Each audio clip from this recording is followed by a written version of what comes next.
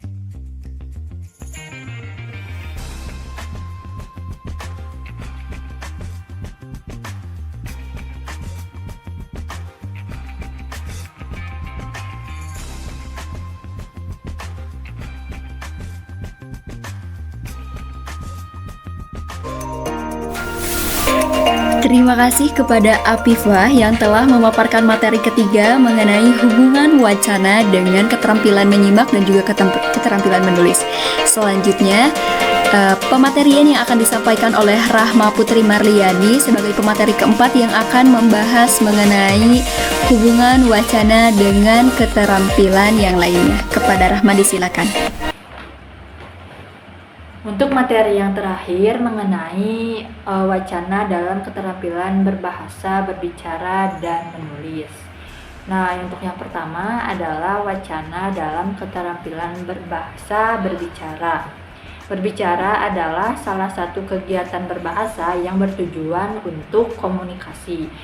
Nah, tujuan berkomunikasi ini juga dapat dilihat dari pengertian bahasa menurut Krida Laksana, yaitu bahasa adalah sistem lambang bunyi yang arbitrer yang digunakan oleh para anggota kelompok sosial untuk bekerja sama, berkomunikasi, dan mengidentifikasikan diri.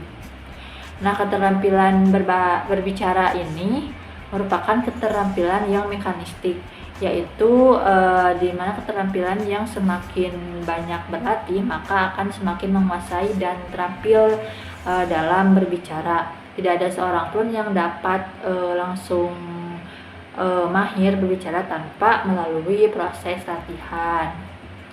Nah, adapun menurut Mulyani mengungkapkan analisis wacana memberikan gambaran tentang bagaimana peranan analisis wacana di dalam keterampilan berbahasa produktif, yaitu keterampilan berbahasa berbicara dan menulis.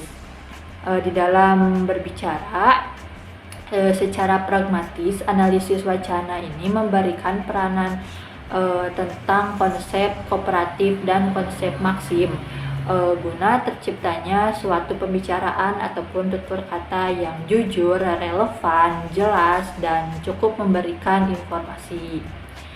Adapun peranan analisis wacana dalam proses belajar keterampilan berbicara ataupun bertutur kata ini juga diperkuat oleh salah satu aspek pragmatik yang disebut The Theory of Implicatur yang diperkenalkan oleh Grice pada tahun 1975. Teori tersebut berasumsi bahwa jika kita mengatakan sesuatu terutama dalam percakapan, maka apa yang kita katakan itu mempunyai makna lebih daripada makna literal kalimat itu. Implikatur percakapan tersebut dikuasai oleh suatu hukum ataupun kaidah pragmatik umum yang disebut dengan kaidah Grice, yaitu kaidah tentang penggunaan bahasa. Untuk materi yang selanjutnya mengenai wacana dalam keterampilan berbahasa, menulis. Dalam KBBI, menulis itu didefinisikan sebagai kegiatan mencoretkan huruf ataupun angka dengan pena di atas kertas ataupun di media lainnya. Dari definisi tersebut, wacana dapat dikatakan memiliki keterkaitan dengan keterampilan berbahasa, terutama keterampilan menulis. Wacana juga merupakan salah satu produk dari keterampilan berbahasa yang produktif seperti menulis. Berfokus dalam keterampilan menulis itu tidak sesederhana berisi subjek, predikat, ataupun objek yang di dalamnya tidak terdapat makna dan konteks. Sekian pematerian dari kami, mohon maaf atas segala kekurangan dan kesalahan. Apabila ingin ada didiskusikan, silahkan ditulis di kolom komentar.